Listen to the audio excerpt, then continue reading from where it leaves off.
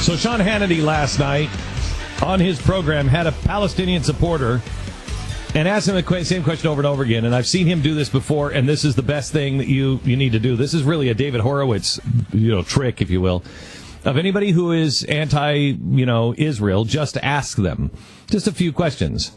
The biggest one that they'll never answer is Hamas a terrorist organization?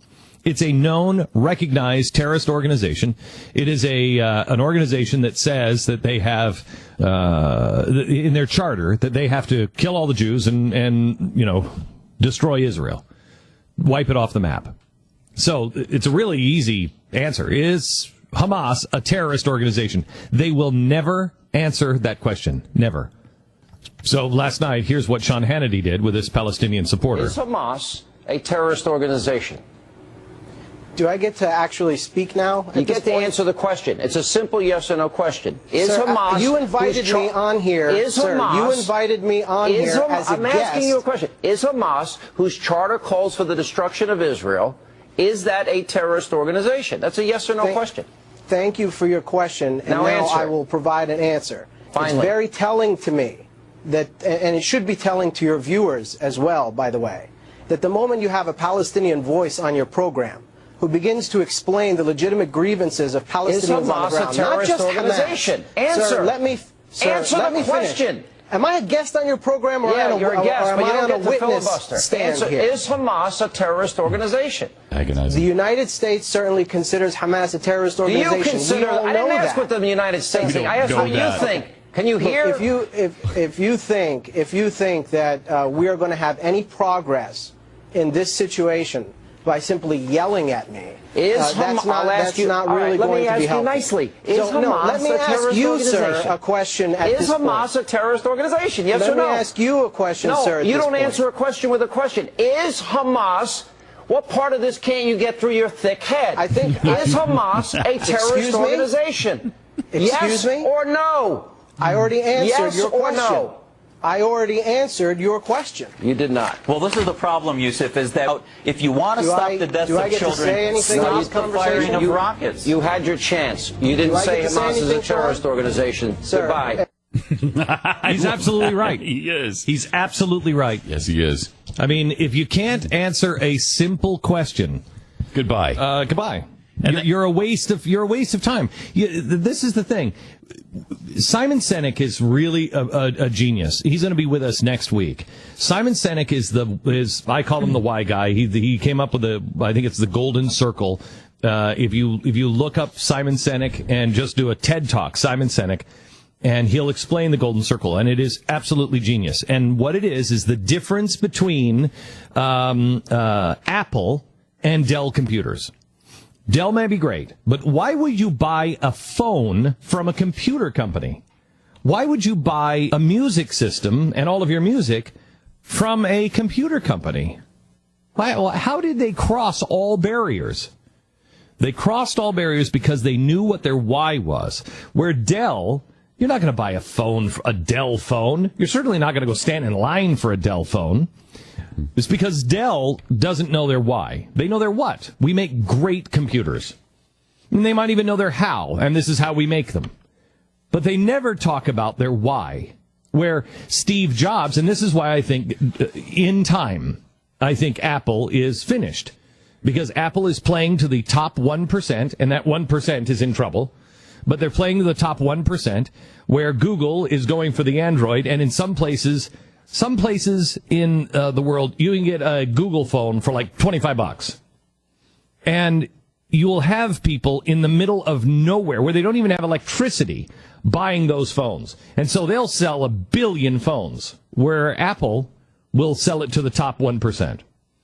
But beyond that, why the 1% is buying those phones is because Steve Jobs knew his why.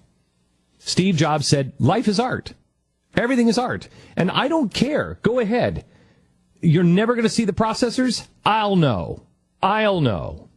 Well, Steve, that's crazy. Life is art. And so that's why the artists started picking it up. That's why people who like that new design, they see it as an object of beauty. And that's their why. We make things that are are human in the approach and have a sleek beauty to them because they're so simple. That's their why. They believe they can make the world a better place through that. That's why people buy that. Now, let me switch back to Palestine and the Palestinian argument and the Israeli argument. This is why you'll never have peace, because they'll never answer their why. You'll never get Hamas to say, why are you sitting here with the Israelis and you want peace? Why?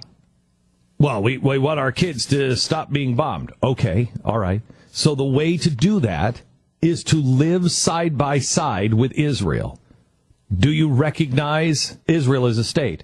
Well, I don't. You don't have to answer that. Well, yes, you do, because your charter is your why. Why does Hamas exist? In their charter to wipe Israel off the face of the map. Stu, could you look up the Hamas charter? Find that line in the Hamas charter where it says that Israel is illegitimate, they don't recognize it, and it is their job to destroy the state of Israel. That's their why. And nobody wants to talk about that, but that's the most important thing. I don't know if you saw what the Ayatollah Khamenei said in Iran, but Iran said yesterday that the reason, the only way that will bring peace is to wipe Israel and kill all the Israelis. Wipe all of Israel off the map and kill all the Israelis. That's their why. Now, you can go a level deeper on their why. That's actually what they want to do. Their why is because of the 12th bomb.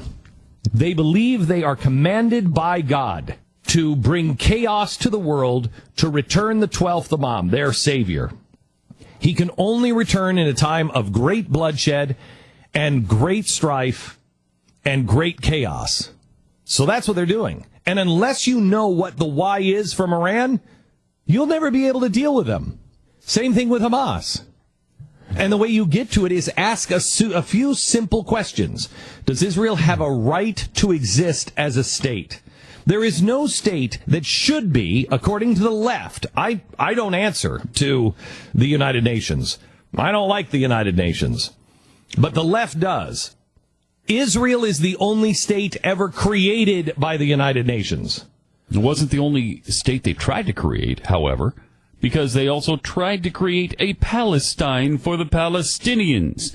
But, again, they don't answer the why of why did you refuse the state in the first place? Because we don't accept that Israel has any right to exist. Exactly, and they will not answer that question. Right. They will not go there. Right. And nobody ever asks them anymore. Do you have it? Yeah, it's not exactly calling for the destruction of Israel, I will say. It says, Hamas has been looking to implement Allah's promise whatever time it might take. The prophet, prayer and peace be upon him, said, the time will not come until Muslims will fight the Jews and kill them, until the Jews hide behind rocks and trees, and the rocks and trees will cry, "Oh, Muslim, there is a Jew hiding behind me. Come and kill him." So it's not really about the destruction of Israel as much as killing all the Jews. However, they do end it with, this will not apply to the Garkad, which is a Jewish tree. So there will be Jewish trees remaining in this world, just not Jewish people. The Jewish trees, though, are totally cool. That's their charter. That's our U.S. Constitution. That's our Declaration of Independence. We hold these truths to be self-evident. That's what that is. Hamas says we hold these truths to be self-evident, that Allah has told us that the Jews will hide behind the rocks and the trees, and even the trees and the rocks will cry out and say, "Hey, right here, right behind me, it's a Jew. Kill him." That's the truth they hold self-evident. If that's your self-evident truth, ask any American. When we're in a battle and you say, why? Why do you believe this? Why are you fighting? Because we hold these truths to be self-evident. That all men are created equal and endowed by their Creator with certain and inalienable rights, among these life, liberty, and the pursuit of happiness. That's why I do what I do for my country. Because I believe those things. Ask that of a Palestinian supporter. Why do you do these things? Why are you fighting? If you're a Hamas member, because Allah said. Allah said there's going to come a time in his time where even the trees and the rocks will turn over the Jews for us to kill. So we know it's right. Kill all the Jews. So it's not about free Palestine. It's about killing all the Jews. That's not me saying that. That's them saying that. Hamas, answer the question. What truth do you hold self-evident? That's it. Now, I don't think all Palestinians believe that. I don't think all Palestinians, I don't think all Arabs, I don't think everybody believes that. I'm telling you that's what Hamas, and that's why Sean Hannity was right. Is it a terrorist organization? I don't need to answer that. Yes, you do. Yes, you do. Here is their charter. Do you believe that Allah said, and this is why they will never answer it, because it's not just their charter, and they say, hey, we think they're quoting from the Quran. They are quoting from the Quran. So if you're a Palestinian, if you are a Muslim of that ilk that believes that, yes, this is what Allah said, this is what he means, kill all the Jews, they can't say that. They'll be killed. They will have betrayed Allah. There will be a fatwa on them. That's why they'll never answer that question. That's why good Muslims have been crying out to us, please help us stand up. Please, because we don't find that self-evident.